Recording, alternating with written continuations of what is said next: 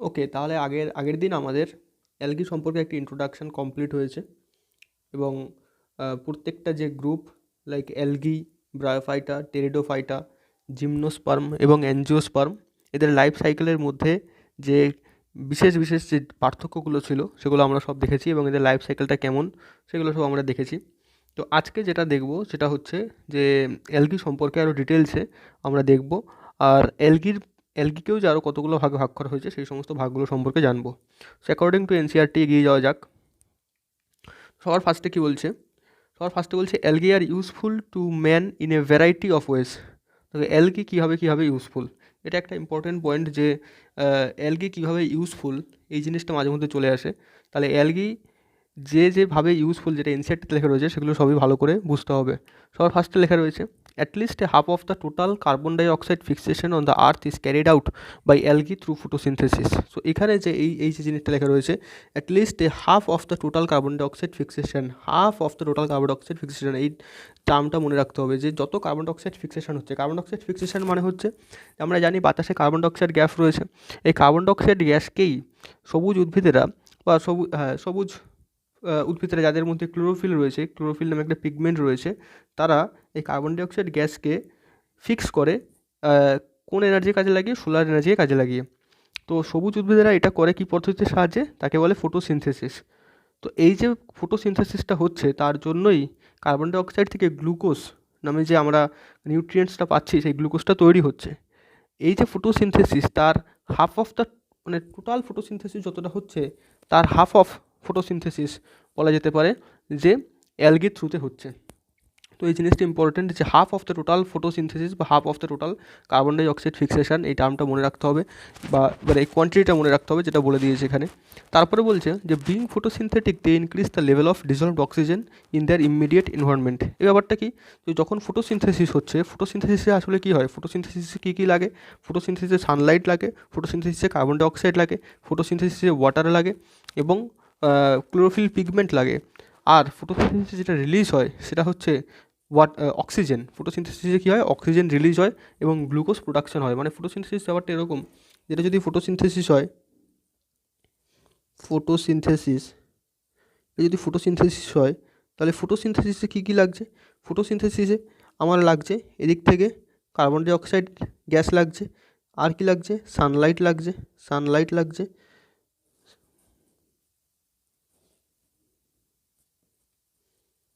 Sunlight লাগছে, আর কি লাগছে? ওয়াটার লাগছে। এখানে ফটোসিনথেসিসের জন্য প্রয়োজনীয় পিগমেন্টটা কি? ক্লোরোফিল পিগমেন্ট দরকার, ক্লোরোফিল পিগমেন্ট দরকার, যেটা এই গ্রিন প্ল্যান্টসদের মধ্যে বা এই গ্রিন অ্যালগি এদের মধ্যে থাকে। এবং তারপরে আমরা কি দেখতে পাচ্ছি যে ফটোসিনথেসিস থেকে কী প্রডিউস হচ্ছে, কী প্রোডাকশন হচ্ছে? গ্লুকোজ প্রডিউস হচ্ছে, গ্লুকোজ প্রডিউস হচ্ছে এবং অক্সিজেন রিলিজ হচ্ছে, অক্সিজেন রিলিজ হচ্ছে। তো এই অক্সিজেন যেটা রিলিজ হচ্ছে ডিউরিং ফটোসিনথেসিস, এই অক্সিজেন এবং এবং ফটোসিনথেসিসের সময় যে কার্বন ডাই অক্সাইডের কনজাম্পশন হচ্ছে, তাহলে ফটোসিনথেসিসের সময় অক্সিজেনের রিলিজ হচ্ছে বা কার্বন ডাই অক্সাইডের কনজাম্পশন হচ্ছে, এটাই কিন্তু বাতাসের মধ্যে অক্সিজেন এবং কার্বন ডাই অক্সাইডের ব্যালেন্সকে মেনটেন করে চলেছে। আর যে গ্লুকোজটা ফটোসিনথেসিসের সময় তৈরি হচ্ছে সেই গ্লুকোজটাই কিন্তু যে মেজর সোর্স অফ এনার্জি, আমাদের যে কোনো জীবের ক্ষেত্রে মেজর সোর্স অফ এনার্জি হচ্ছে এই গ্লুকোজটা। তো এই যে অক্সিজেনটা রিলিজ হচ্ছে, এবারে যখন অ্যালগিরা ফটোসিনথেসিস করছে, যে সমস্ত অ্যালগি যারা অ্যাকোয়াটিক এনভায়রনমেন্টে রয়েছে মেনলি, তো সেই সমস্ত অ্যালগিরা যখন ফটোসিনথেসিস করছে তখন তাদের থেকে রিলিজড অক্সিজেন কিন্তু জলের সাথে মিশে যাচ্ছে। তো being photosynthesis they increase the level of dissolved oxygen. তাহলে জলের সাথে মিশে থাকা অক্সিজেনের পরিমাণকে কী করছে? বাড়াচ্ছে। তাহলে অ্যালগিরা যখনই কোনো একটা ওয়াটার বডিতে গ্রো করছে এবং সেই ওয়াটার বডিতে তারা ফটোসিনথেসিস করছে, during photosynthesis they release oxygen, that oxygen get dissolved into the water. ঠিক আছে? তাহলে জলের সাথে অক্সিজেনটা মিশে যাচ্ছে এবং they are the paramount importance as primary producers of energy rich compounds which form the basis of the food cycle of aquatic elements. তাহলে সবার ফার্স্ট পয়েন্ট হচ্ছে এটা যে ডিজলভড অক্সিজেনের পরিমাণটা বাড়ছে। ডিজলভড অক্সিজেনের পরিমাণটা বাড়লে কাজের সুবিধা হচ্ছে সমস্ত অ্যাকোয়াটিক অ্যানিমালসরা, যে সমস্ত অ্যানিমালসরা যারা জলের মধ্যে বসবাস করছে তাদের সবার সুবিধা হচ্ছে। তারা অক্সিজেনের যে তাদের ডিম্যান্ড, সেই অক্সিজেনের ডিম্যান্ডটা কারা সাপ্লাই করছে? তাহলে এই গ্রিন অ্যালগি, নেক্সট কী বলছে যে they are of paramount importance as primary producer, তাহলে অ্যালগিরা কি primary producer of energy rich compounds.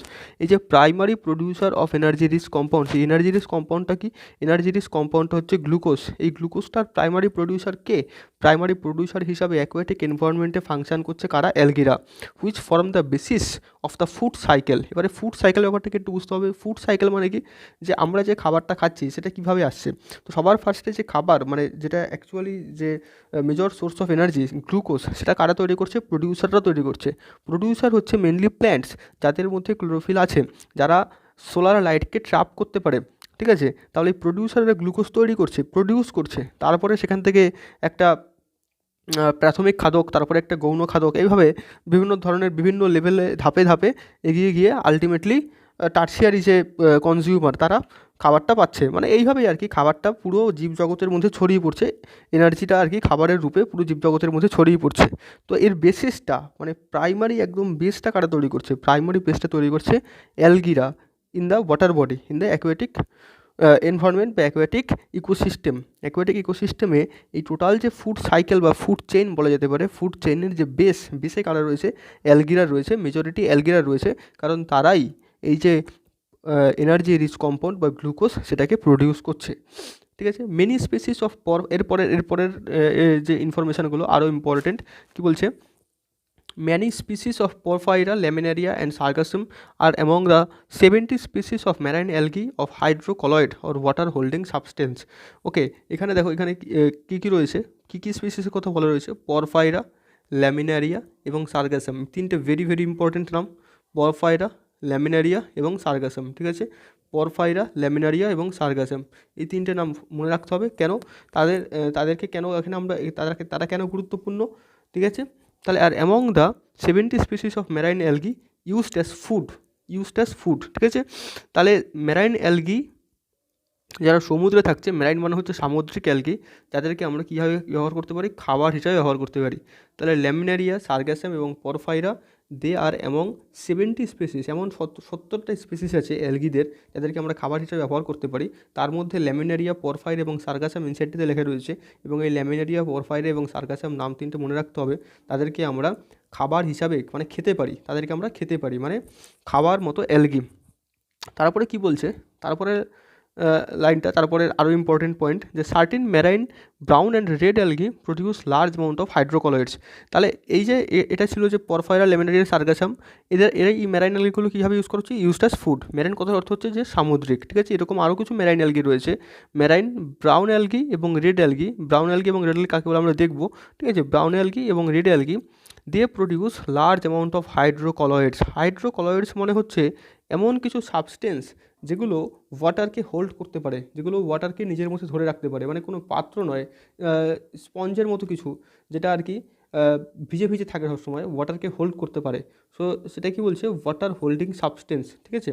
তাহলে সার্টেন ব্রাউন এবং রেড অ্যালগি যারা মেরাইন মানে সামুদ্রিক, দিয়ে produce large amount of hydrocolloids. তাহলে হাইড্রোকলয়েডসের মানেটা সবসময় মাথায় রাখতে হবে, হাইড্রোকলয়েডস মানে হচ্ছে ওয়াটার হোল্ডিং সাবস্টেন্স। এই হাইড্রোকলয়েডস কারা তৈরি করছে, রেড অ্যালগি এবং ব্রাউন অ্যালগি। ব্রাউন অ্যালগি যে হাইড্রোকলয়েডটা তৈরি করে তাকে বলে অ্যালগিন, এবং রেড অ্যালগি যে হাইড্রোকলয়েড ম্যাটেরিয়ালটা তৈরি করে তাকে বলে ক্যারাজিন, ঠিক আছে।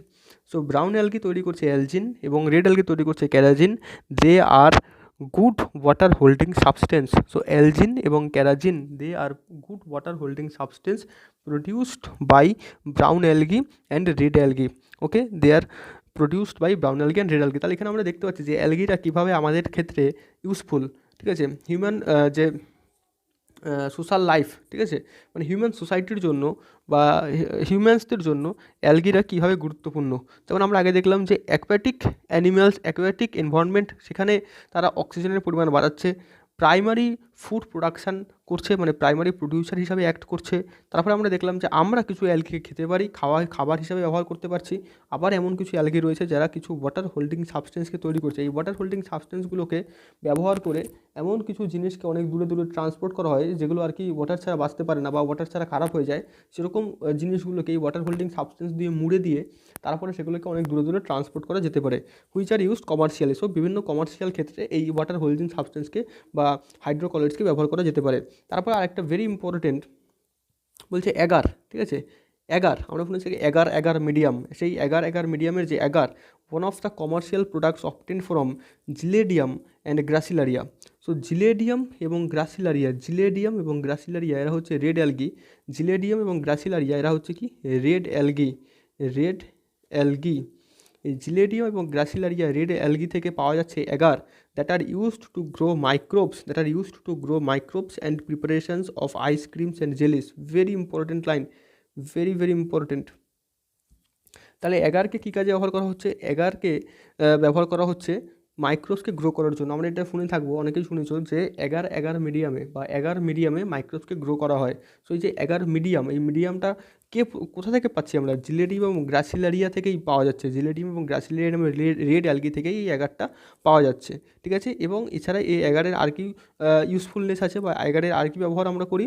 দেখো যে in preparation of ice cream and jellies. So এই দুটো জিনিসকেই মনে রাখতে হবে, একটা হচ্ছে মাইক্রোবসকে গ্রো করতে কাজে লাগে এবং সেকেন্ডটা হচ্ছে আইসক্রিম এবং জেলি প্রিপেয়ার করতে কাজে লাগে অ্যাগার। এবং কোথা থেকে পাওয়া যায়? রেড অ্যালগি, জিলেডিয়াম এবং গ্রাসিলারিয়া থেকে পাওয়া যায়। রেড অ্যালগি, জিলেডিয়াম এবং গ্রাসিলারিয়া থেকে কী পাওয়া যায়? Agar, that is used to grow microbes and in preparation of ice cream and jelly. সেগুলো একটা চার্ট বানিয়ে নিতে হবে যে কোন অ্যালগিটা কী মানে কী কাজে লাগছে। এই এক্সাম্পলগুলো ভেরি ভেরি ইম্পর্টেন্ট। তারপর আরেকটা এক্সাম্পল রয়েছে যেটা আরও ইম্পর্টেন্ট, যে Chlorella, a unicellular algae rich in protein is used as food supplement even by space travellers. এই ক্লোরেল্লার নাম অনেকেই শুনে থাকবে। ক্লোরেল্লা হচ্ছে এমন একটা ইউনিসেলুলার অ্যালগি। সো ফার্স্টে এটা মাথায় রাখতে হবে যে ক্লোরেল্লা হচ্ছে একটা ইউনিসেলুলার অ্যালগি। ক্লোরেল্লা হচ্ছে একটা কি ইউনিসেলুলার অ্যালগি এবং এর মধ্যে প্রচুর প্রোটিন থাকে। ক্লোরেল্লার মধ্যে কী থাকে? প্রচুর প্রোটিন থাকে। সেই জন্য এটাকে ফুড সাপ্লিমেন্ট হিসেবে মানে as a source of protein হিসাবে ব্যবহার করা হয়। এবং যখন স্পেসে যায় আর কি, সায়েন্টিস্টরা স্পেসে যায় স্পেসক্রাফটে করে, তো তখন খুব বেশি ভারী, খুব বেশি হেভি কিছু নিয়ে যাওয়া সম্ভব হয় না। তো তখন as a source of protein মানে ফুড হিসাবে প্রোটিন কোথা থেকে পাবে? তো সেক্ষেত্রে ক্লোরেল্লা নামে এই অ্যালগিটাকে তারা ইউজ করে ফুড সাপ্লিমেন্ট হিসাবে। So even by space travellers, এটাও মনে রাখতে হবে। তো the algae are divided into 3 main classes. আচ্ছা, তাহলে ক্লাসেস এটার ডিভিশনের আগে আমরা একবার একটা এরকম ছোটো মতো একটা চার্ট বানানোর চেষ্টা করি যে কোন কোন অ্যালগিকে কী কী কাজে ব্যবহার করা হয়। এই চার্টটা ভেরি ইম্পর্টেন্ট, ঠিক আছে। তাহলে সবার ফার্স্টে আমরা দেখলাম যে অ্যালগি ইউজড অ্যাজ ফুড, মানে এডিবেল অ্যালগি বলা যেতে পারে বা অ্যালগি ইউজড অ্যাজ ফুড, ঠিক আছে। অ্যালগি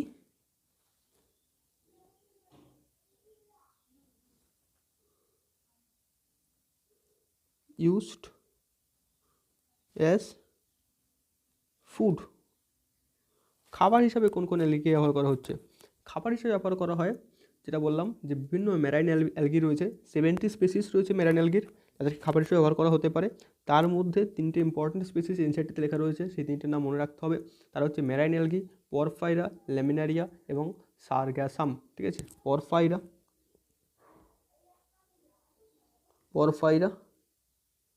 ল্যামিনারিয়া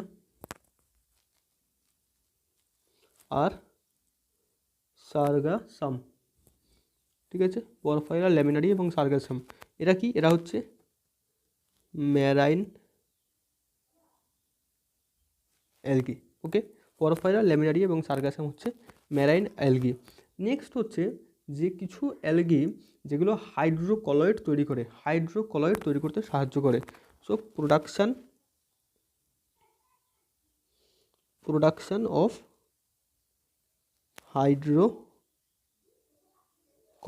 হাইড্রোকলয়েড হচ্ছে এমন কিছু মেটেরিয়াল যারা ওয়াটারকে হোল্ড করতে পারে। সো ওয়াটার হোল্ডিং মেটেরিয়ালস, ঠিক আছে, ওয়াটার হোল্ডিং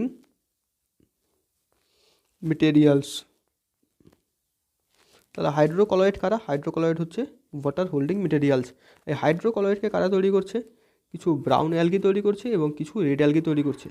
তাহলে কিছু ব্রাউন অ্যালগি তৈরি করছে আর কিছু রেড অ্যালগি তৈরি করছে। সো না, এভাবে না লিখে একটু মডিফাই করে নেওয়া যাক ব্যাপারটাকে, যে হাইড্রোকলয়েড মেটেরিয়াল দু ধরনের হতে পারে। একটা হচ্ছে গিয়ে তোমার অ্যালজিন আর একটা হচ্ছে ক্যারাজিন। সো একটা হচ্ছে অ্যালজিন, ঠিক আছে, একটা হচ্ছে অ্যালজিন আর একটা হচ্ছে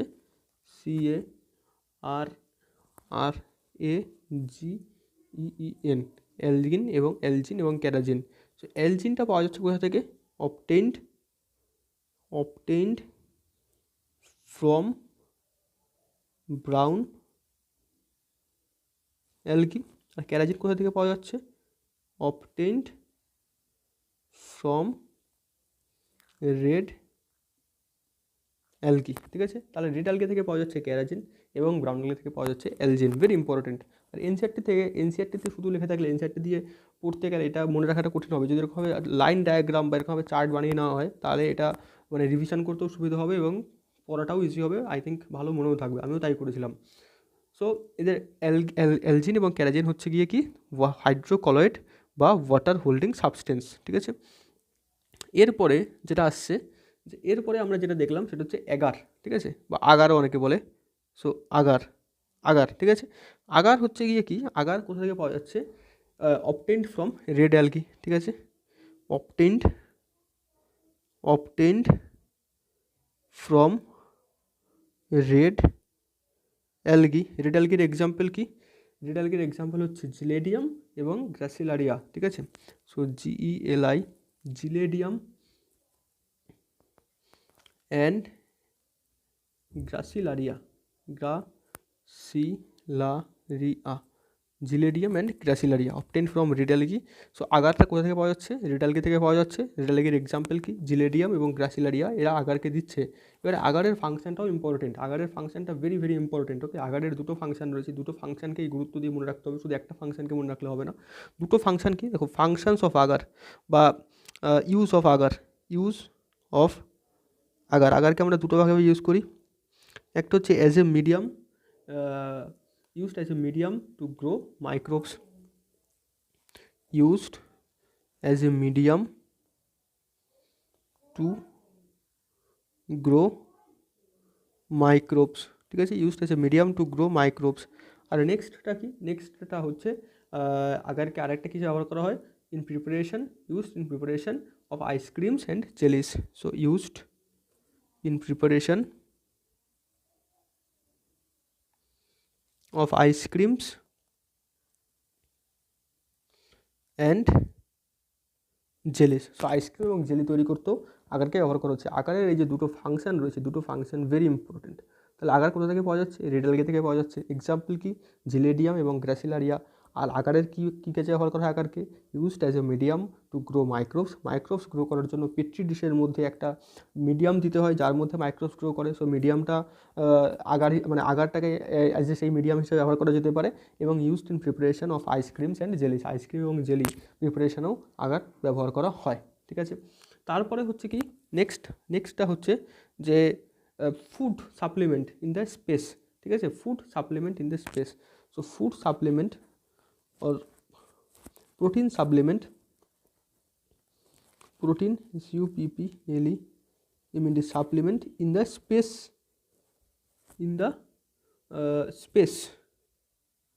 by space travelers। তাহলে স্পেসে যাওয়ার সময় স্পেস ট্রাভেলাররা প্রোটিন সাপ্লিমেন্ট হিসাবে কাকে ব্যবহার করে? একটা unicellular algae, unicellular green algae. এই ইউনিসেলুলার গ্রিন অ্যালগিটার নাম কি? ইউনিসেলুলার গ্রিন অ্যালগিটার নাম হচ্ছে ক্লোরেল্লা। ঠিক আছে, গ্রিন অ্যালগিটার নাম কি? Chlorella, very important, chlorella. ঠিক আছে, সো CHLORELLA,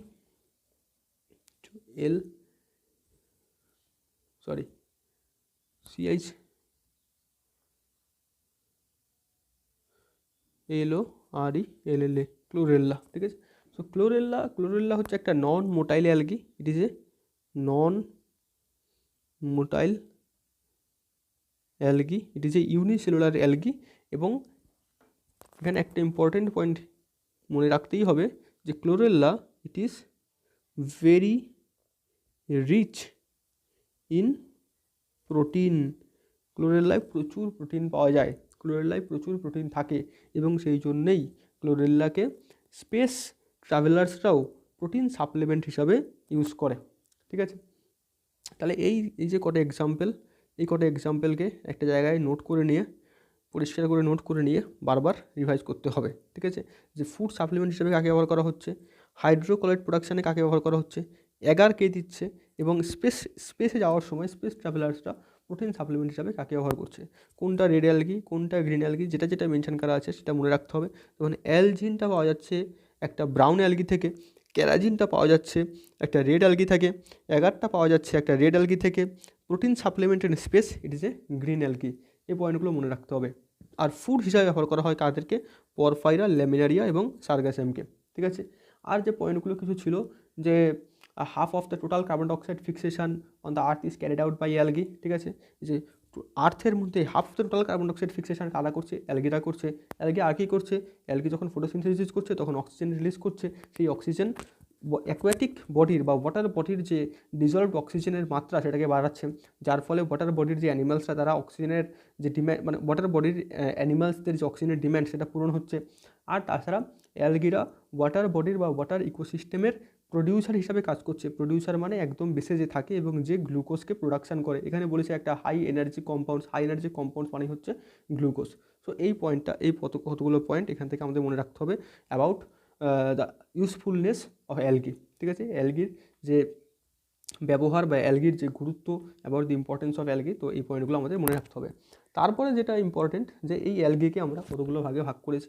অ্যালগিকে মেনলি 3টে ক্লাসে ভাগ করা হয়। অ্যালগিকে মেনলি কটা ক্লাসে ভাগ করা হয়েছে, 3টে ক্লাসে ভাগ করা হয়েছে। অ্যালগিকে মেনলি 3টে ক্লাসে ভাগ করা হয়েছে। ঠিক আছে, এই 3টে ক্লাসে যে ভাগ করা হয়েছে depending on the type of pigment that is present in the algae. তাহলে অ্যালগির মধ্যে কী ধরনের পিগমেন্ট আছে, অ্যালগির মধ্যে কী ধরনের পিগমেন্ট আছে তার উপরে ডিপেন্ড করে অ্যালগিকে 3টে ভাগে ভাগ করা হয়েছে। ঠিক আছে, তাহলে অ্যালগিকে 3টে ভাগে ভাগ করা হয়েছে depending on the type of pigment present in the algae. ঠিক আছে, তাহলে অ্যালগিকে 3টে ভাগে ভাগ করা হয়েছে।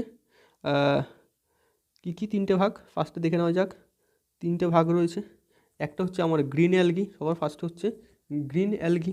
ঠিক আছে, green algae, green algae, green algae, green অ্যালগিকে বলা হয় ক্লোরোফাইসি। গ্রিন অ্যালগি কী বলা হয়, ক্লোরোফাইসি, CH আরও PH Y CEAE। তাহলে গ্রিন অ্যালগিকে কী বলা হয়, ক্লোরোফাইসি।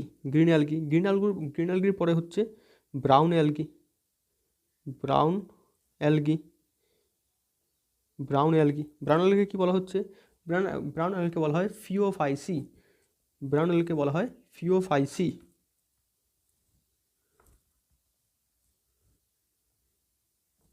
ফিওফাইসি। এবং তারপরে যেটা থাকছে সেটা কি, তারপরে হচ্ছে আমাদের red algae, red algae, red algae, red algae বলা হয় রোডোফাইসি। রেড অ্যালগি কী বলা হচ্ছে, রোডোফাইসি। তাহলে তাহলে অ্যালগি কটা ভাগে ভাগ করা হয়েছে, 3টে ভাগে ভাগ করা হয়েছে। গ্রিন অ্যালগি বা ক্লোরোফাইসি, ব্রাউন অ্যালগি বা ফিওফাইসি, রেড অ্যালগি বা রোডোফাইসি। কিসের উপরে ভিত্তি করে ভাগ করা হয়েছে, depending on the type of pigments present in the algae, depending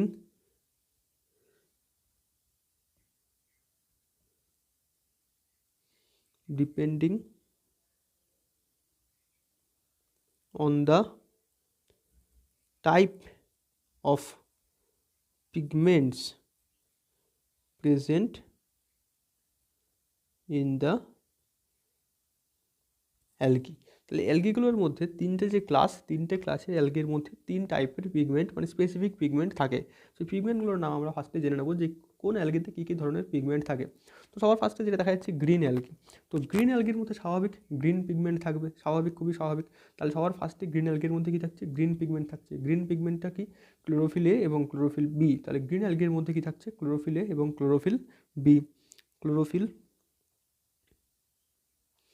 A and chlorophyll b, এটা থাকছে গ্রিন অ্যালগির মধ্যে। ব্রাউন অ্যালগির মধ্যে একটু ডিফারেন্ট টাইপের পিগমেন্ট থাকছে। ব্রাউন অ্যালগির মধ্যে কী কী পিগমেন্ট থাকছে, ব্রাউন অ্যালগির মধ্যে থাকছে ক্লোরোফিল এ, ক্লোরোফিল এ, তার সাথে থাকছে ক্লোরোফিল সি, ক্লোরোফিল সি, এবং একটা স্পেশাল পিগমেন্ট থাকছে যেটা ব্রাউন অ্যালগির হচ্ছে গিয়ে কী বলে ওটাকে, যে পিগমেন্টটা থাকার জন্য এটাকে ব্রাউন অ্যালগি বলা হয় মেনলি, সেটা হচ্ছে ফিউকোজ্যান্থিন। এই পিগমেন্টটা ভেরি ইম্পর্টেন্ট, ফিউকোজ্যান্থিন। এই পিগমেন্টটা ব্রাউন অ্যালগির মধ্যে ক্লোরোফিলের পাশাপাশি থাকছে। ঠিক আছে, নাম্বার 3 হচ্ছে রেড অ্যালগি। রেড অ্যালগির মধ্যে কী থাকছে, রেড অ্যালগির মধ্যে যে পিগমেন্টটা থাকছে সেটা হচ্ছে ক্লোরোফিল এ, ক্লোরোফিল ডি, এবং তারপরে থাকছে আর একটা স্পেসিফিক পিগমেন্ট, যেমন ব্রাউন অ্যালগিতে ছিল ফিউকোজ্যান্থিন, তেমন রেড অ্যালগিতে থাকছে ফাইকোএরিথ্রিন। রেড অ্যালগিতে থাকছে ফাইকোএরিথ্রিন। ঠিক আছে, তাহলে এই পিগমেন্টগুলোর নাম মনে রাখতে হবে। এখানে যে পয়েন্টটা একটুখানি ইম্পর্টেন্ট বা ইন্টারেস্টিংও বলা যেতে পারে, যে ক্লোরোফিল এ এটা সমস্ত অ্যালগির মধ্যেই থাকছে। ঠিক আছে, ক্লোরোফিল এ সমস্ত অ্যালগির মধ্যেই থাকছে। তো এই সমস্ত অ্যালগি এরা ফটোসিনথেসিস পারফর্ম করতে পারে। তো ক্লোরোফিল এ সমস্ত অ্যালগির মধ্যেই থাকছে। ঠিক আছে, এবারে যেটা আমাদেরকে মানে মনে রাখতে হবে সেটা হচ্ছে কি, যে ব্রাউন অ্যালগির ক্ষেত্রে একটা এক্সট্রা পিগমেন্ট থাকছে যেটা হচ্ছে ফিউকোজ্যান্থিন। ব্রাউন অ্যালগির ক্ষেত্রে এটা দেখতে পাওয়া যায়, ফিউকোজ্যান্থিন। ঠিক আছে, আর রেড অ্যালগির ক্ষেত্রে যেটা থাকছে সেটা হচ্ছে ফাইকোএরিথ্রিন। তাহলে ব্রাউন অ্যালগির ক্ষেত্রে থাকছে ফিউকোজ্যান্থিন, আর রেড অ্যালগির ক্ষেত্রে একটা এক্সট্রা পিগমেন্ট থাকছে যেটা হচ্ছে কি ফাইকোএরিথ্রিন। তাহলে ব্রাউন অ্যালগির ক্ষেত্রে থাকছে ফিউকোজ্যান্থিন, রেড অ্যালগির ক্ষেত্রে থাকছে ফাইকোএরিথ্রিন, আর গ্রিন অ্যালগির ক্ষেত্রে শুধু ক্লোরোফিল পিগমেন্ট থাকছে। ঠিক আছে, তো এই তিনটে পিগমেন্টের মানে টাইপের উপরে ভিত্তি করে অ্যালগিকে এই তিনটে ক্লাসে ভাগ করা হয়েছে: গ্রিন অ্যালগি বা ক্লোরোফাইসি, ব্রাউন অ্যালগি বা ফিওফাইসি, এবং রেড অ্যালগি বা রোডোফাইসি। এবারে আমাদের এই প্রত্যেকটা ক্লাস সম্পর্কে ডিটেলসে পড়তে হবে। ওকে, সো নাও আমরা ডিটেলসে দেখব গ্রিন অ্যালগি বা ক্লোরোফাইসিকে। ঠিক আছে, অ্যাকর্ডিং টু এনসিইআরটি ফার্স্টে জানা যাক, তারপরে এক্সট্রা কিছু দরকার হলে তারপরে সেটা দেখা যাবে। তো সবার ফার্স্টে green algae, let us see chlorophyceae বা green algae. So the members of chlorophyceae are commonly called green algae. তাহলে ক্লোরোফাইসের কমন নাম কি? ক্লোরোফাইসের কমন নাম হচ্ছে গ্রিন অ্যালগি। ভেরি ইম্পর্টেন্ট, ক্লোরোফাইসের কমন নাম কি? ক্লোরোফাইসের কমন নাম হচ্ছে গ্রিন অ্যালগি। আর ক্লোরোফাইসের মধ্যে কি পিগমেন্ট থাকছে? ক্লোরোফাইসের মধ্যে থাকছে chlorophyll a plus chlorophyll b. এই দুটো পিগমেন্ট ক্লোরোফাইসের মধ্যে দেখতে পাওয়া যায়। ঠিক আছে, এবং এই মেজরিটি অ্যামাউন্ট ক্লোরোফিল এ এবং ক্লোরোফিল বি থাকার জন্যই ক্লোরোফাইসি সবুজ রঙের হয়, এবং দারুণ সবুজ রঙের হয় আর কি, ডিপ সবুজ রঙের হয়। তো সেই জন্যই ক্লোরোফাইসিকে কী বলা হয়? গ্রিন অ্যালগি বলা হয়। The plant body may be unicellular. So ক্লোরোফাইসি কেমন হতে পারে, মানে প্ল্যান্টের বডিটা কেমন হতে পারে? এটা ইউনিসেলুলার হতে পারে। ইউনিসেলুলার যেমন আমরা পড়লাম ক্লোরেল্লা। ক্লোরেল্লা হচ্ছে একটা ইউনিসেলুলার গ্রিন অ্যালগি। ঠিক আছে, এখানে ফাংশনটাও একবার উল্লেখ করা যাক, তাহলে কি হবে, একবার রিভাইজ হয়ে যাবে যে ক্লোরেল্লা হচ্ছে একটা unicellular green algae that is very rich in protein, and ক্লোরেল্লাকে কী করা হয় না প্রোটিন সাপ্লিমেন্ট হিসাবে বা ফুড সাপ্লিমেন্ট হিসাবে স্পেস ট্রাভেলার্সরা ব্যবহার করে। তাহলে ক্লোরোফাইসি কী হতে পারে? ইউনিসেলুলার হতে পারে, ফর এক্সাম্পল ক্লোরেল্লা। তারপরে it can be colonial. Colonial মানে কি, যে একটা অ্যালগি, একটা ক্লোরোফাইসি সিঙ্গেলভাবে না থেকে, একা একা না থেকে কলোনি ফর্ম করে অনেকগুলো ক্লোরোফাইসি একসাথে যখন জড়ো হয়ে থাকে তখন সেই ধরনের অ্যালগিকে বলা হয় কলোনিয়াল অ্যালগি। তো ক্লোরোফাইসিরাও এরকমভাবে জড়ো হয়ে একসাথে থাকতে পারে এবং কলোনি ফর্মেশন করতে পারে। কিংবা ফিলামেন্টাসও হতে পারে ক্লোরোফাইসি। ফিলামেন্টাস মানে কি? ফিলামেন্টের মতো দেখতে, মানে একটা সরু সুতোর মতো বা পেঁচালো এরকম ফিলামেন্টের মতো দেখতে ক্লোরোফাইসিও হতে পারে। ঠিক আছে, তাহলে ক্লোরোফাইসি ক্যান বি ইউনিসেলুলার। ক্লোরোফাইসি ইউনিসেলুলার হতে পারে, কলোনি ফর্ম করে থাকতে পারে, বা এরা ফিলামেন্টাস হতে পারে। ওকে, নেক্সট, দে আর ইউজুয়ালি গ্রাস গ্রিন। গ্রাস গ্রিন মানে কি? যে একদম ঘাসের মতো সবুজ, একদম ডিপ সবুজ। ঠিক আছে, গ্রাস গ্রিন। এই এত সবুজটা কেন হচ্ছে? Due to dominance of pigments. কী কী পিগমেন্টসের ডমিনেন্স রয়েছে এখানে? এই পিগমেন্টগুলো হচ্ছে ক্লোরোফিল এ এবং ক্লোরোফিল বি। তাহলে মেইনলি ক্লোরোফিল এ এবং ক্লোরোফিল বি পিগমেন্ট যেহেতু ক্লোরোফাইসের মধ্যে থাকে এবং ক্লোরোফিল এ এবং ক্লোরোফিল বি দুজনেই সবুজ রং প্রোভাইড করে, তাই ক্লোরোফাইসির যে মেম্বার তাদের রং গ্রাস গ্রিন, মানে ঘাসের মতো সবুজ হয়ে থাকে। Now the pigments are localised in definite chloroplast. তাহলে এই পিগমেন্টসগুলো, মানে এই যে পিগমেন্টস যেটাকে আমরা বলছি ক্লোরোফিল, ক্লোরোফিল কোথায় থাকে? কোন সেল অর্গানেলের মধ্যে থাকে? উই অল নো যে ক্লোরোফিল ক্লোরোপ্লাস্ট নামে একটা সেল অর্গানেলের মধ্যে থাকে। ক্লোরোপ্লাস্ট কি? ক্লোরোপ্লাস্ট হচ্ছে একটা সেল অর্গানেল। এই কনটেক্সটে একটু বলে রাখা দরকার ক্লোরোপ্লাস্ট সম্পর্কে, যে ক্লোরোপ্লাস্ট কি? ক্লোরোপ্লাস্ট হচ্ছে একটা double membrane bound cell organelle. ঠিক আছে, ক্লোরোপ্লাস্ট হচ্ছে একটা double membrane bound cell organelle, ঠিক আছে। অ্যান্ড ক্লোরোপ্লাস্ট জেনারেলি প্ল্যান্টসদের সবুজ পার্টে, সবুজ যে পোর্শন সেখানে ক্লোরোপ্লাস্ট থাকে, সেখানকার যে সেল সেখানে ক্লোরোপ্লাস্ট থাকে, ঠিক আছে। ক্লোরোপ্লাস্টের মধ্যে কী থাকে? Chlorophyll pigments, chlorophyll pigments are present in chloroplast. তাহলে ক্লোরোপ্লাস্টের মধ্যে ক্লোরোফিল পিগমেন্টস প্রেজেন্ট থাকে। এবারে আমরা জানি সবাই যে ক্লোরোপ্লাস্টের মধ্যে স্ট্রোমা থাকে, গ্রানা থাকে। গ্রানা হচ্ছে চাকতির মতো কতগুলো থাইলাকয়েড দিয়ে তৈরি ইউনিট, এবং এই গ্রানার মধ্যেই ক্লোরোফিল পিগমেন্ট প্রেজেন্ট থাকে। এগুলো সব আমরা সেল দ্য ইউনিট অফ লাইফে পড়েছি যখন আমরা ক্লোরোপ্লাস্ট সম্পর্কে পড়েছি। সো এই ক্লোরোপ্লাস্টগুলোর মধ্যেই ক্লোরোফাইসের যে আমরা পিগমেন্টের কথা বলছি, ক্লোরোফিল এ এবং ক্লোরোফিল বি, তারা এই ক্লোরোপ্লাস্টের মধ্যেই থাকে, ঠিক আছে। না দ্য ক্লোরোপ্লাস্ট মেবি, এবার ক্লোরোপ্লাস্টের শেপ বিভিন্ন গ্রিন অ্যালগির ক্ষেত্রে বিভিন্ন রকম হতে পারে, ঠিক আছে। ডিস্কয়েডের মতো হতে পারে, প্লেটের মতো হতে পারে, জালের মতো মানে রেটিকুলেটের মতো হতে পারে, কাপের মতো দেখতে হতে পারে, স্পাইরালের মতো দেখতে হতে পারে, কিংবা সুতোর মতো দেখতে হতে পারে ইন ডিফারেন্ট স্পিসিস। তাহলে ডিফারেন্ট স্পিসিস অফ গ্রিন অ্যালগিতে ডিফারেন্ট শেপের ক্লোরোপ্লাস্ট আমরা দেখতে পাই, ঠিক আছে। ডিফারেন্ট স্পিসিস অফ গ্রিন অ্যালগিতে ডিফারেন্ট শেপের ক্লোরোপ্লাস্ট আমরা দেখতে পাই। তার মধ্যে কয়েকটা জেনে রাখা ইম্পর্টেন্ট, কয়েকটা শেপের যে এক্সাম্পল, কয়েকটা শেপের ক্লোরোপ্লাস্টের এক্সাম্পলটা জেনে রাখা দরকার। তো সেই এক্সাম্পলগুলো তোমরা সবাই লিখে নাও। এখানে আমি ছোটো করে সাইডে লিখছি যে বিভিন্ন শেপের ক্লোরোপ্লাস্ট যে বিভিন্ন স্পিসিসের মধ্যে থাকে, তো তাদের এক্সাম্পলগুলো। যেমন সবার ফার্স্টে যদি আমরা দেখি যে কাপ শেপড ক্লোরোপ্লাস্ট, ঠিক আছে। তো ইউলোথ্রিক্সের মধ্যে কাপ শেপড ক্লোরোপ্লাস্ট থাকে। ভলভক্সের কথা যদি ভাবি, ভলভক্সগুলো সবই গ্রিন অ্যালগির এক্সাম্পল দিচ্ছি, যে ইউলোথ্রিক্স, ভলভক্স, ঠিক আছে।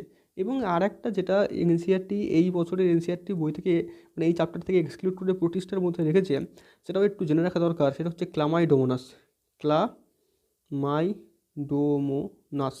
ক্লামাইডোমোনাস, ঠিক আছে।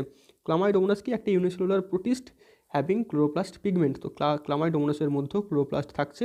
সো এদের ক্ষেত্রে দেখতে পাওয়া যায় কি? Cup shaped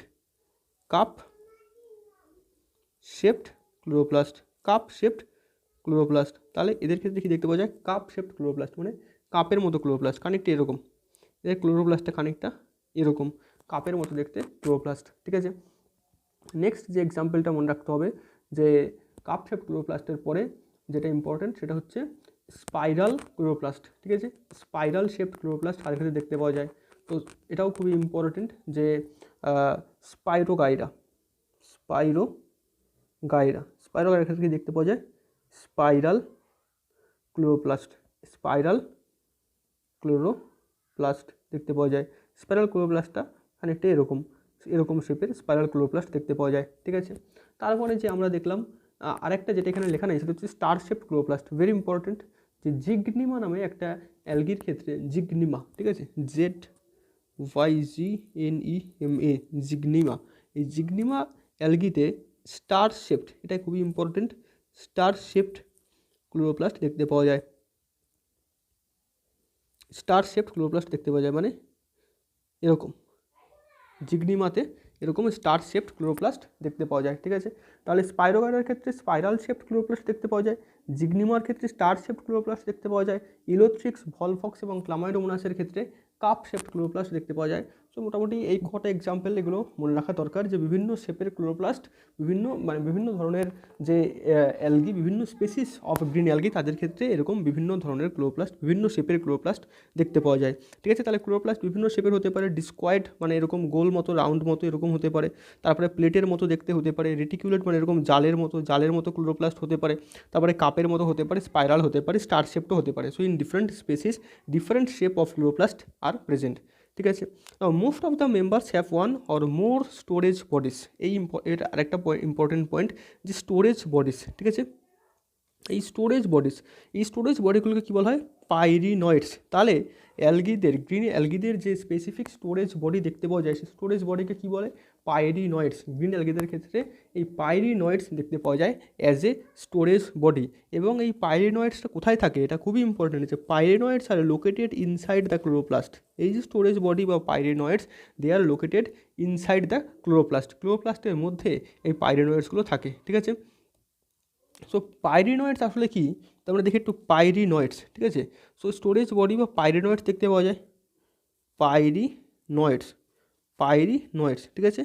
they are the storage body, storage storage body, they are the storage body present in green algae, green অ্যালগির মধ্যে এই পাইরিনয়েডস নামে স্টোরেজ বডি দেখতে পাওয়া যায়।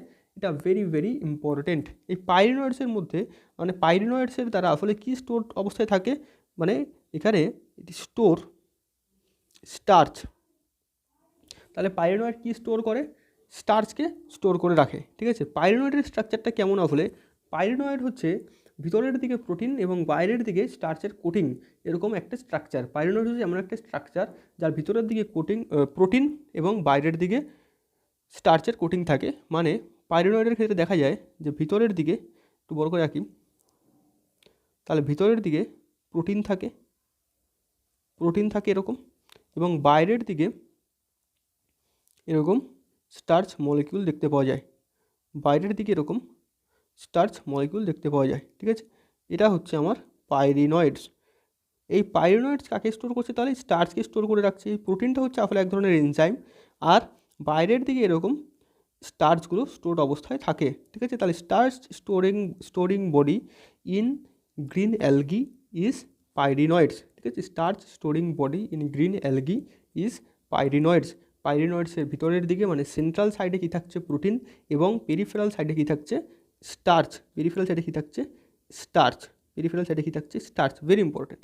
তাহলে পাইরিনয়েডস কোথায় থাকছে, ফার্স্ট হচ্ছে লোকেশান। পাইরিনয়েডস কোথায় থাকছে, এর লোকেশানটা কি, এর লোকেশানটা হচ্ছে ইনসাইড দ্য ক্লোরোপ্লাস্ট, ক্লোরোপ্লাস্টের মধ্যে থাকছে পাইরিনয়েডস। পাইরিনয়েডস কাকে স্টোর করছে, স্টার্চকে স্টোর করছে, এবং এর স্ট্রাকচারটা কেমন, সেন্ট্রালি এর প্রোটিন থাকে এবং পেরিফেরালি স্টার্চের এরকম কোট দেখতে পাওয়া যায় পাইরিনয়েডের মধ্যে, ঠিক আছে। So pyrenoids very very important. এই পাইরিনয়েডসের স্ট্রাকচারটাও খুব ইম্পর্টেন্ট, এবং প্রোটিনটা কোন ডিরেকশনে থাকে আর স্টার্চটা কোন ডিরেকশনে থাকে এটা বারবার গুলিয়ে যায়, তো এটা মনে রাখা দরকার একটুখানি গুরুত্ব দিয়ে, যে প্রোটিনটা ভিতরের দিকে থাকে, সেন্ট্রালি থাকে, এবং স্টার্চটা পেরিফেরালি থাকে।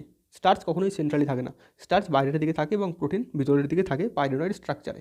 জেনারেলি পাইরিনয়েডসটা ক্লোরোপ্লাস্টের মধ্যেই থাকে, ঠিক আছে। এরপরে কি আছে, letter C, pyrenoids contain protein besides starch. তাহলে প্রোটিনস এবং বাইরের দিকে কী থাকছে, পাশে কী থাকছে, স্টার্চ, ঠিক আছে। Pyrenoids contain protein beside starch. Next হচ্ছে small algae some algae may store food in the form of oil droplets. তাহলে বেশিরভাগ অ্যালগি, মেজরিটি অ্যালগি ফুডকে কী ফর্মে স্টোর করে, অ্যাজ স্টার্চ, ঠিক আছে। তাহলে বেশিরভাগ গ্রিন অ্যালগি ফুডকে স্টার্চের ফর্মে স্টোর করে রাখে, কিন্তু কিছু কিছু গ্রিন অ্যালগি এমন থাকে যারা অয়েল ড্রপলেট হিসাবে ফুডকে স্টোর করতে পারে, ঠিক আছে। এখানে তাহলে একটা পয়েন্ট একটু মানে মনে রাখা দরকার, ঠিক আছে, যেখানে একটা পয়েন্ট মনে রাখা দরকার, যে food reserve in case of ক্লোরোফাইসি বা গ্রিন অ্যালগি, ঠিক আছে। Food reserve in case of ক্লোরোফাইসি বা গ্রিন অ্যালগি কি, ঠিক আছে। Food reserve in ক্লোরোফাইসি, food reserve in ক্লোরোফাইসি,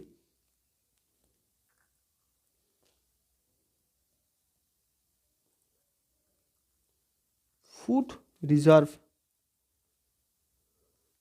in ক্লোরোফাইসি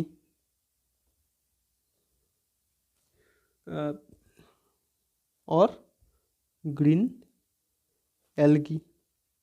তাহলে গ্রিন অ্যালগি বা ক্লোরোফাইসের ক্ষেত্রে রিজার্ভ ফুড ম্যাটেরিয়াল কি, রিজার্ভ ফুড ম্যাটেরিয়াল হচ্ছে স্টার্চ অ্যান্ড অয়েল। স্টার্চ কোথায় স্টোরড অবস্থায় থাকে, ইন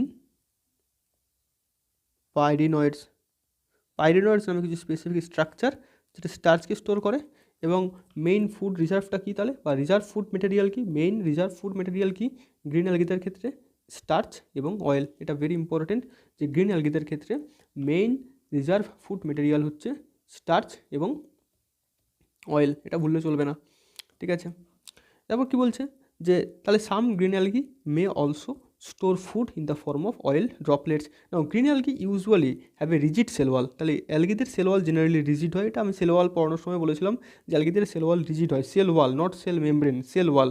এবং এই সেল ওয়ালে দুটো লেয়ার থাকে, একটা ভিতরের দিকের লেয়ার যেটি that is made up of cellulose, ঠিক আছে। জেনারেলি প্ল্যান্ট সেল ওয়ালে আমরা জানি সেলুলোজ থাকে, কিন্তু গ্রিন অ্যালগিদের ক্ষেত্রে একটা এক্সট্রা লেয়ার থাকে that is made up of pectin বা পেকটোস। তাহলে এই জায়গাটাও ইম্পর্টেন্ট যে গ্রিন অ্যালগির সেল ওয়ালটা কেমন। গ্রিন অ্যালগির সেল ওয়ালটা ভেরি রিজিড এবং ইনার লেয়ারটা সেলুলোজ দিয়ে তৈরি আর আউটার লেয়ারটা পেকটিন বা পেকটোস দিয়ে তৈরি। এখানে এই পেকটিনের কথাটা খুবই গুরুত্বপূর্ণ, পেকটিনের কথাটা মনে রাখতে হবে, কারণ জেনারেলি সমস্ত প্ল্যান্ট সেলে সেলুলোজ সেল ওয়াল থাকে, সেলুলোজ মেড সেল ওয়াল থাকে, কিন্তু অ্যালগিদের ক্ষেত্রে এই সেলুলোজের বাইরে একটা আউটার লেয়ার থাকে that is made up of pectose বা পেকটিন, ঠিক আছে। তাছাড়া যে অ্যালগিদের সেল ওয়ালে গ্যালাক্টেন্স, ম্যানান্স নামে এরকম আরও অনেক পলিস্যাকারাইড মলিকিউল থাকে, ঠিক আছে। তাহলে এই হয়ে গেল আমার যে মোটামুটি ইন্ট্রোডাকশান টাইপ গ্রিন অ্যালগি সম্পর্কে। এবারে এদের রিপ্রোডাকশান সম্পর্কে একটু দেখব। এখানে দেখা যাক যে রিপ্রোডাকশান কীভাবে হতে পারে। দেখো vegetative reproduction usually takes place by fragmentation. তাহলে এই ভেজিটেটিভ রিপ্রোডাকশানটা আমরা দেখেছিলাম যে ভেজিটেটিভ রিপ্রোডাকশান মানে হচ্ছে বডি পার্টস থেকে রিপ্রোডাকশান, কোনো একটা বডি পার্ট থেকে একটা নতুন অর্গানিজম তৈরি হওয়ার যে পদ্ধতি সেটাকে বলা হচ্ছে vegetative reproduction. So vegetative reproduction এটা কীভাবে হয়, জেনারেলি আমরা দেখেছিলাম যে vegetative reproduction takes place by fragmentation. Fragmentation মানে কি, যে গ্রিন অ্যালগি যেটা থাকে সেটার বডি থেকে কিছু খণ্ড খসে পড়ে যায় বা খণ্ডিত হয়ে বাদ হয়ে যায়, এবং সেই যে খণ্ডগুলো বাদ হয়ে গেল গ্রিন অ্যালগির বডি থেকে, সেই খণ্ডগুলো থেকে আবার নতুন অ্যালগি তৈরি হতে পারে। সো এই যে পদ্ধতি এটাকে বলা হয় ফ্র্যাগমেন্টেশন। যেহেতু বডিটা অনেকগুলো ফ্র্যাগমেন্টে ভাগ হয়ে যাচ্ছে এবং প্রত্যেকটা ফ্র্যাগমেন্ট আবার নতুন প্ল্যান্ট বডি তৈরি করছে, তাই এই পদ্ধতিকে বলা হয় ফ্র্যাগমেন্টেশন। এবারে অ্যাসেক্সুয়াল রিপ্রোডাকশন কেমন হতে পারে। আচ্ছা, এখানে বলছে যে fragmentation or by formation of different types of spores. Generally স্পোর্টসরা কিসে পার্টিসিপেট করে, স্পোর দিয়ে কী হয়, জেনারেলি স্পোর দিয়ে অ্যাসেক্সুয়াল রিপ্রোডাকশন হয়, আর vegetative reproduction by fragmentation. So asexual reproduction by production of asexual spores, okay, and vegetative reproduction by fragmentation এটা হয়ে থাকে। ভেজিটেটিভ রিপ্রোডাকশনের পদ্ধতি হচ্ছে ফ্র্যাগমেন্টেশন, আর অ্যাসেক্সুয়াল রিপ্রোডাকশনের পদ্ধতি হচ্ছে প্রোডাকশন অফ স্পোর্স, ঠিক আছে। এবার এই স্পোরগুলো বিভিন্ন টাইপের হয়, এটা আমরা অলরেডি দেখেছি যে স্পোরগুলো ফ্ল্যাজেলেটেড এবং মোটাইল হতে পারে। So asexual reproduction can occur by flagellated motile asexual spore that is called zoospore, ঠিক আছে। তাহলে মোটাইল ফ্ল্যাজেলেটেড অ্যাসেক্সুয়াল স্পোর হচ্ছে জু স্পোর। মোটাইল মানে that can move, so zoospore কী করতে পারে, মুভ করতে পারে, এবং যেহেতু এরা ফ্ল্যাজেলেটেড তাই জু স্পোরদের ক্ষেত্রে কিন্তু কোনো সেল ওয়াল থাকে না। এই কথাটাও মনে রাখতে হবে যে জু স্পোরদের ক্ষেত্রে কোনো সেল ওয়াল থাকে না, এবং জু স্পোর আর মোটাইল, ঠিক আছে, দে আর অ্যাসেক্সুয়াল স্পোর, এটাও মনে রাখতে হবে, দে আর অ্যাসেক্সুয়াল স্পোর, ঠিক আছে। আর জাইগোস্পোর আর জুস্পোরের মধ্যে গুলিয়ে ফেললে হবে না। জাইগোস্পোরটা জেনারেলি ফাঙ্গাসের ক্ষেত্রে দেখতে পাওয়া যায়, জুস্পোরটা হচ্ছে যে কোনো মোটাইল ফ্ল্যাজেলেটেড অ্যাসেক্সুয়াল স্পোরকেই জুস্পোর বলে, ঠিক আছে। এবং জুস্পোর একটা স্যাকের মধ্যে তৈরি হয়, একটা থলের মধ্যে তৈরি হয়, তাকে বলে জুস্পোরাঞ্জিয়া। এবারে সেক্সুয়াল রিপ্রোডাকশন কেমনভাবে হতে পারে, the sexual reproduction shows considerable variation in type of formation of sex cells and it may be. তাহলে সেক্সুয়াল রিপ্রোডাকশন কেমন হতে পারে, আইসোগ্যামাস হতে পারে, অ্যানাইসোগ্যামাস হতে পারে, উগ্যামাস হতে পারে। কাকে আইসোগ্যামি বলে, কাকে অ্যানাইসোগ্যামি বলে, কাকে উগ্যামি বলে, উই হ্যাভ অলরেডি স্টাডিড ইট। এবং এই আইসোগ্যামি, অ্যানাইসোগ্যামি আর উগ্যামির এক্সাম্পলগুলো যেগুলো আগের পেজে ছিল সেগুলো খুবই ইম্পর্টেন্ট, বিশেষ করে অ্যানাইসোগ্যামি এবং উগ্যামির এক্সাম্পলগুলো খুবই ইম্পর্টেন্ট। তো এগুলো বারবার করে রিভাইজ করে এগুলো মনে রাখতে হবে, কারণ এখান থেকেই বিভিন্ন ধরনের টিপিক্যাল কোশ্চেন আসতে পারে, যেখানে খুবই ইনফরমেশান বেসড কোশ্চেন, যেগুলো মনে রাখা ছাড়া আর কোনো উপায় নেই। তাহলে এক্ষেত্রে একটা চার্ট বানিয়ে নিতে হবে যে কারা কারা আইসোগ্যামাস রিপ্রোডাকশন পারফর্ম করে, কারা কারা অ্যানাইসোগ্যামাস রিপ্রোডাকশন পারফর্ম করে, এবং কারা কারা উগ্যামাস রিপ্রোডাকশন পারফর্ম করে। We already know that isogamous reproduction মানে হচ্ছে মেল এবং ফিমেল গ্যামেটের যে সাইজ সেটা সিমিলার হবে, এবং অ্যানাইসোগ্যামাসের ক্ষেত্রে দেখা যাচ্ছে যে এই সাইজটা ডিফারেন্ট হবে, আর উগ্যামাসের ক্ষেত্রে দেখা যায় যে ফিমেল গ্যামেটের সাইজটা অনেক বড় হবে মেল গ্যামেটের তুলনায়, মেল গ্যামেটটা মোটাইল হবে আর ফিমেল গ্যামেটটা নন মোটাইল হবে, ঠিক আছে। এবার বলছে সাম কমনলি ফাউন্ড গ্রিন অ্যালগি আর ক্লামাইডোমোনাস। ক্লামাইডোমোনাস এখানে আবার ইনক্লুড করেছে ক্লামাইডোমোনাসকে। ক্লামাইডোমোনাস হচ্ছে একটা ইউনিসেলুলার অ্যালগি, ঠিক আছে। তাছাড়া থাকছে Volvox, we have already seen Volvox আমরা দেখেছি, ঠিক আছে। ভলভক্স হচ্ছে কলোনিয়াল অ্যালগি, এটা আমরা অলরেডি দেখেছি। ভলভক্সের এই কলোনিকে যে সিনোবিয়াম বলে সেটাও দেখেছি। ইলোথ্রিক্স এবং স্পাইরোগাইরা, ইলোথ্রিক্স আর স্পাইরোগাইরা যে ফিলামেন্টাস অ্যালগি এটা আমরা দেখেছি, এবং চারা। তাহলে এইগুলো হচ্ছে বিভিন্ন ধরনের গ্রিন অ্যালগির এক্সাম্পল, যেগুলো ছবি এর আগের পেজে দেওয়া রয়েছে। তো একটু আমরা ছবিগুলো দেখে নিই। সবার ফার্স্টে যেটা দেখা যাচ্ছে, এই যে একটা রাউন্ড মতো ফুটবলের মতো যে ছবিটা দেখা যাচ্ছে, এটা হচ্ছে ভলভক্সের কলোনি। তাহলে অনেকগুলো ডট ডট গোল গোল যে ভলভক্স, এগুলো হচ্ছে একটা Volvox.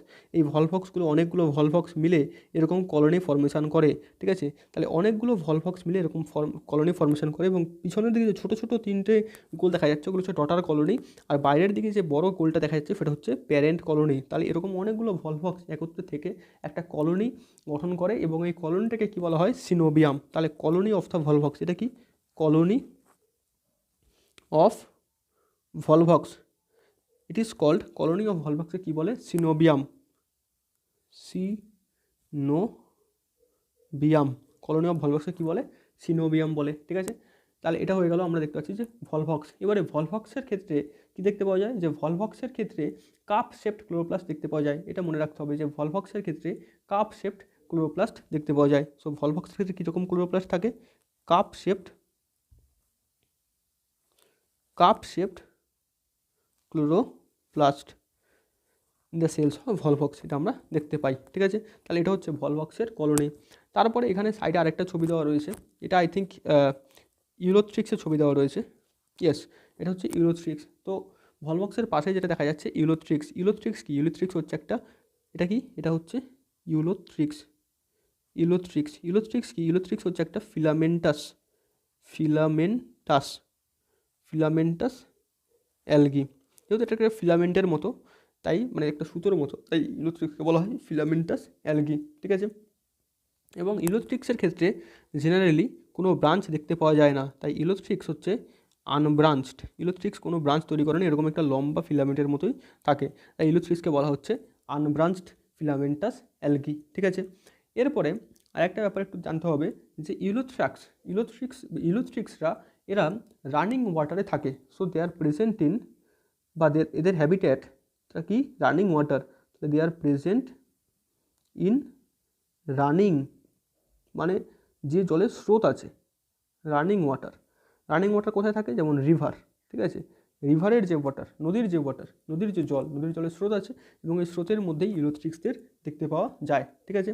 So Ulothrix are present in running water. ইউলোথ্রিক্সদের যে হ্যাবিটেট, সেটা কি, রানিং ওয়াটার, ঠিক আছে। ইউলোথ্রিক্সদের মধ্যেও কাপ শেপড ক্লোরোপ্লাস্ট দেখতে পাওয়া যায়। কেমন দেখতে পাওয়া যায়, কাপ শেপড ক্লোরোপ্লাস্ট ইউলোথ্রিক্সের ক্ষেত্রেও দেখতে পাওয়া যায়। সো এই পয়েন্টটা ইম্পর্টেন্ট, যে ইউলোথ্রিক্সের ক্ষেত্রেও কাপ শেপড ক্লোরোপ্লাস্ট দেখতে পাওয়া যায়। আর ইউলোথ্রিক্সের যে সেক্সুয়াল রিপ্রোডাকশানটা, সেটা কেমনভাবে হয় সেটাও একটু জেনে রাখা দরকার। যে ইউলোথ্রিক্সের সেক্সুয়াল রিপ্রোডাকশানটা হচ্ছে আইসোগ্যামি। তাহলে ইউলোথ্রিক্সরা কেমন সেক্সুয়াল রিপ্রোডাকশান করে, সেক্সুয়াল রিপ্রোডাকশান কেমন, আইসোগ্যামাস মানে both male and female gamete are similar in size, isogamous and motile। আচ্ছা, এখানে চিহ্নটা না দিলে, isogamous by motile male and female gametes. Motile মানে কি, মোটাইল মানে হচ্ছে ফ্লাজেলেটেড। তাহলে ইউলোথ্রিক্সের ক্ষেত্রে flagellated motile male and female gamete দেখতে পাওয়া যায়, দ্যাট আর আইসোগ্যামাস, ঠিক আছে, মানে সিমিলার ইন সাইজ। সো এইটা হয়ে গেল আমার ইউলোথ্রিক্স যে ছবিটা রয়েছে, এবং ভলভক্সের যে কলোনি তাকে বলে সিনোবিয়াম, এই কথাটাও খুবই ইম্পর্টেন্ট। তাছাড়া আরও কয়েকটা অ্যালগি সম্পর্কে আমরা একটুখানি জানবো। যেমন এখানে যে একটা এক্সাম্পল ছিল, যেটা হচ্ছে কিনা ক্লামাইডোমোনাস, ঠিক আছে। আচ্ছা, ক্লামাইডোমোনাসটাকে দেখে নেওয়া যাক। তাহলে এখানে একটা এক্সাম্পল ছিল ক্লামাইডোমোনাস, ঠিক আছে। ক্লামাইডোমোনাসটা কি, ক্লামাইডোমোনাস হচ্ছে একটা ইউনিসেলুলার মোটাইল অ্যালগি, ঠিক আছে। ক্লামাইডোমোনাসটা একটা এরকম ধরনের দেখতে অ্যালগি, এটা হচ্ছে ইউনিসেলুলার, এবং যেহেতু এটা মোটাইল, তাই এর মধ্যে এরকম ফ্লাজেলা দেখতে পাওয়া যায়। সো ক্লামাইডোমোনাস যেহেতু মোটাইল, তাই এর মধ্যে এরকম ফ্লাজেলা দেখতে পাওয়া যায়। ক্লামাইডোমোনাসের মধ্যে এখানে একটা তোমার নিউক্লিয়াস থাকবে, এবং এদের ক্ষেত্রে কাপ শেপড ক্লোরোপ্লাস্ট দেখতে পাওয়া যায়, লাইক দিস, কাপ শেপড এরকম ক্লোরোপ্লাস্ট দেখতে পাওয়া যায়। তাহলে ক্লামাইডোমোনাসটা কি, ক্লামাইডোমোনাস হচ্ছে unicellular motile algae having cup shaped chloroplast. Chlamydomonas কি, ক্লামাইডোমোনাস হচ্ছে unicellular motile algae having cup shaped chloroplast. এটা মনে রাখতে হবে। এবার এখানে একটা ইম্পর্টেন্ট পয়েন্ট মনে রাখতে হবে যে ফার্স্ট থেকে কাপ শেপড ক্লোরোপ্লাস্ট এক্ষেত্রে থাকে, ঠিক আছে। ফার্স্ট পয়েন্ট তো এটা। আরেকটা সেকেন্ড পয়েন্ট যেটা ভেরি ইম্পর্টেন্ট, এদের ক্ষেত্রে only single chloroplast is present. Cup shape chloroplast থাকে ক্লামাইডোমোনাসের ক্ষেত্রে, এবং ক্লামাইডোমোনাসের ক্ষেত্রে একমাত্র একটাই ক্লামাইডোমোনাসে একটাই ক্লোরোপ্লাস্ট থাকে, ঠিক আছে। ক্লোরোপ্লাস্টের মধ্যে পাইরিনয়েডসও থাকে, ঠিক আছে। পাইরিনয়েডস আর প্রেজেন্ট ইনসাইড দ্য ক্লোরোপ্লাস্ট। তাহলে ক্লোরোপ্লাস্টের মধ্যে পাইরিনয়েডসও থাকে, পাইরিনয়েডস আর প্রেজেন্ট ইন ক্লোরোপ্লাস্টের মধ্যে পাইরিনয়েডসও থাকছে, ঠিক আছে। তাহলে এই হয়ে গেল ক্লোরোপ্লাস্ট এবং পাইরিনয়েড সম্পর্কে, যেটা আমরা দেখতে পাই যে ক্লামাইডোমোনাসের ক্ষেত্রে দেখতে পাওয়া যায়, ঠিক আছে। তো এটা হয়ে গেল আমার ক্লামাইডোমোনাস। ক্লামাইডোমোনাস, ঠিক আছে, ক্লামাইডোমোনাস। আর যে কয়েকটা পয়েন্ট, সেই পয়েন্ট কটাও এখানে লিখে রাখা দরকার, যে এটা হচ্ছে unicellular motile algae having flagella. তবে একটা জিনিস একটু এখানে মিস্টেক হয়ে গেছে, যে এদের ক্ষেত্রে দুটোই ফ্লাজেলা থাকে, ঠিক আছে। Unicellular motile algae having flagella, এবং কটা ফ্লাজেলা থাকে? 2 ফ্লাজেলা আর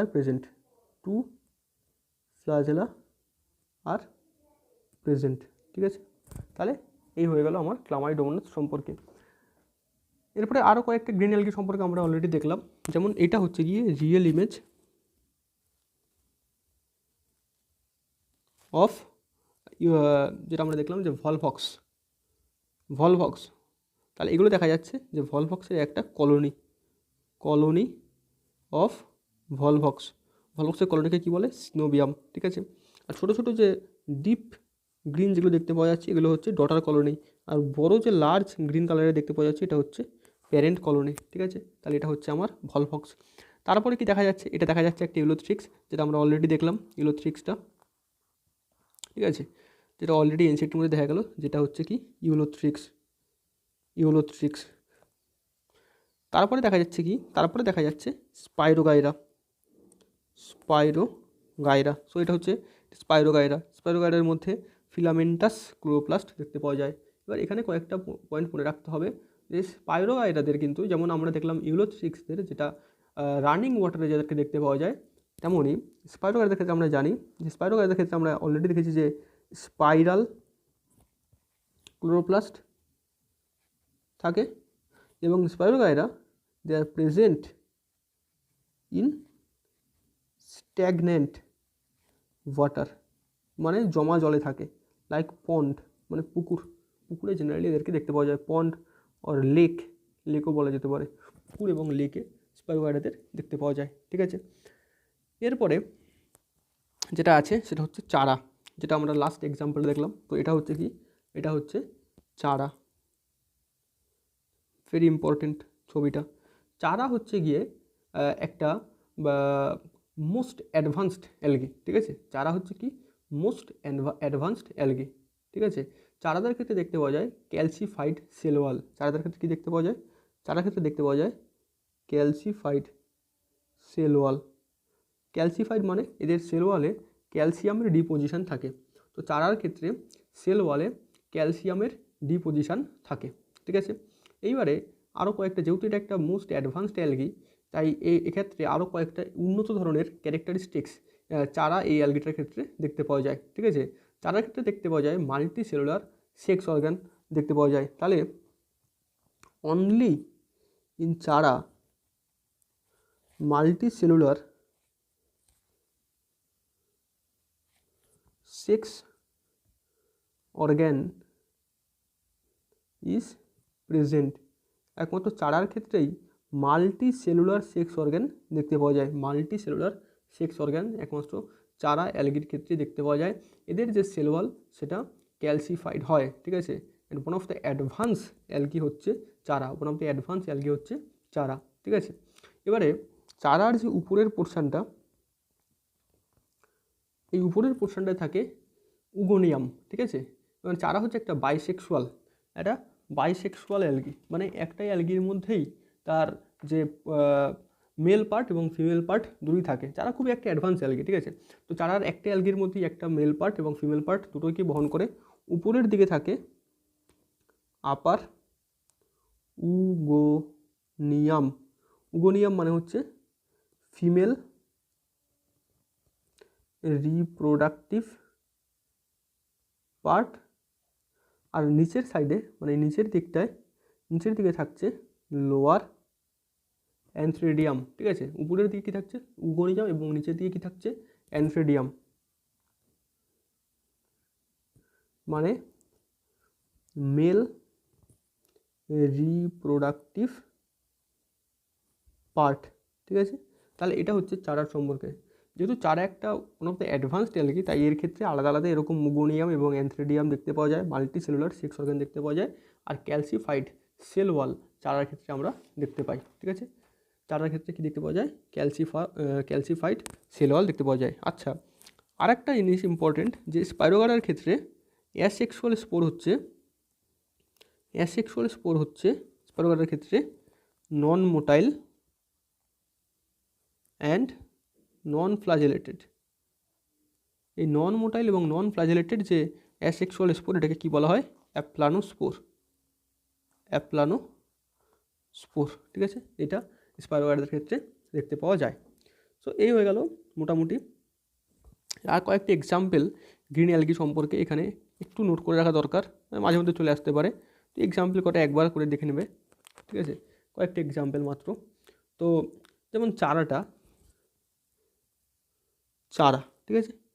চারা কি?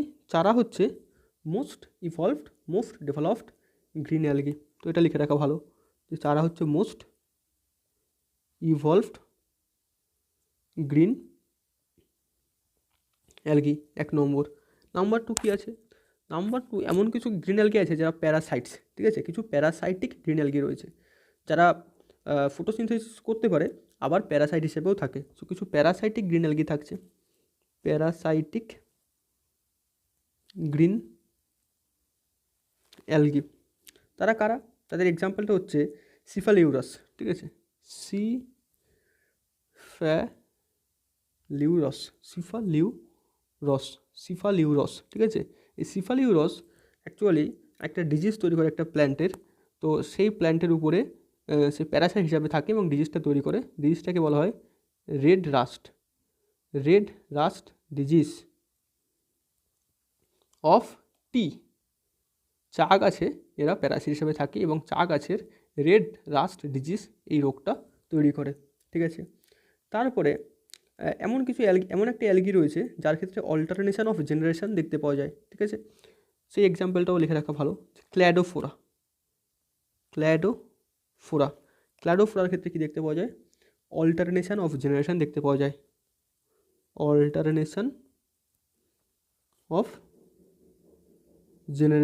ক্ল্যাডোফোরার ক্ষেত্রে দেখতে পাওয়া যায়। এবং আমরা যেমন দেখেছিলাম যে ইউলোথ্রিক্স হচ্ছে একটা ফিলামেন্টাস নন ব্রাঞ্চড অ্যালগি, তেমন ক্ল্যাডোফোরা হচ্ছে একটা ফিলামেন্টাস ব্রাঞ্চড অ্যালগি। তাই ক্ল্যাডোফোরা হচ্ছে একটা ফিলামেন্টাস ব্রাঞ্চড অ্যালগি, ঠিক আছে। তো এই হয়ে গেল আরও কিছু গ্রিন অ্যালগির এক্সাম্পল। তো আপাতত মোটামুটি গ্রিন অ্যালগি সম্পর্কে এতটুকু পড়লেই মোটামুটি এটা হয়ে যাবে, ঠিক আছে।